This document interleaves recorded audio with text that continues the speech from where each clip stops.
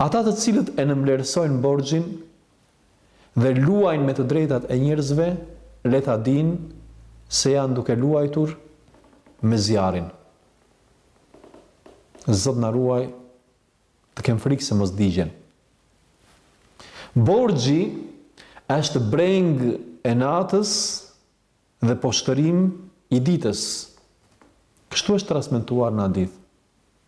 Kur afrohet borxhi, koha e shlyerjes së tij, borxhliu ri brengosur tër natën, mendon se si ta shlyej atë.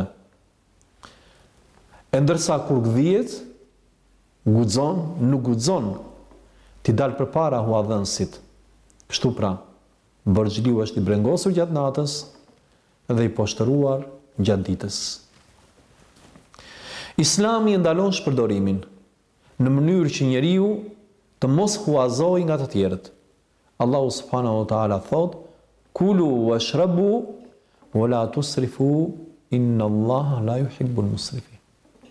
Hani dhe pini, por mos e teproni, sepse Allahu nuk i do ata që e teprojnë.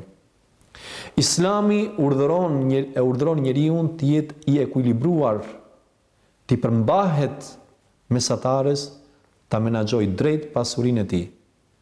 As mos i dorë shtrënguar dhe as mos shpërdoroj në mënyrë që të mos huazoj nga njerëzit, e të mos bjerë pre e brengës gjatë natës dhe e poshtërimit gjatë ditës.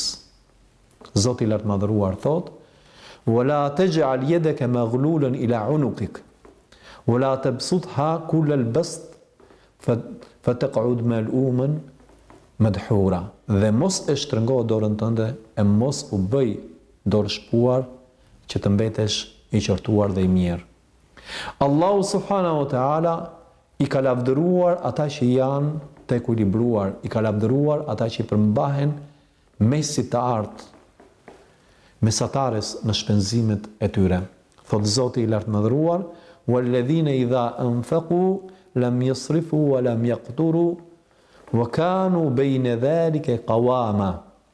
Dhe ata të cilët shpenzojnë nuk janë as dorë shpuar, por as dorë shtrënguar, përkundrazi i përmbahen mesatares. Disa kanë të ardhura mujore të kufizuara, të pakta, e megjithatë shpenzojnë pa mas, e shpenzojnë paren për lukse e komoditete.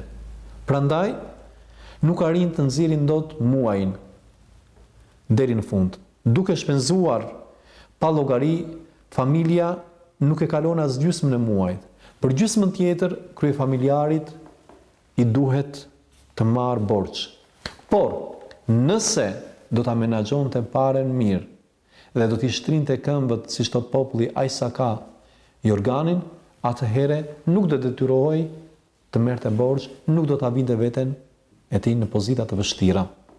Islami na tërheq vëretin që të ruhemi nga borxhi, sepse ai, sikurse e mësuam, është breng e natës dhe poshtërim i ditës. Por jo vetëm kaq, për më tepër, borxhliu rrezikon në këtë jetë dhe në jetën tjetër.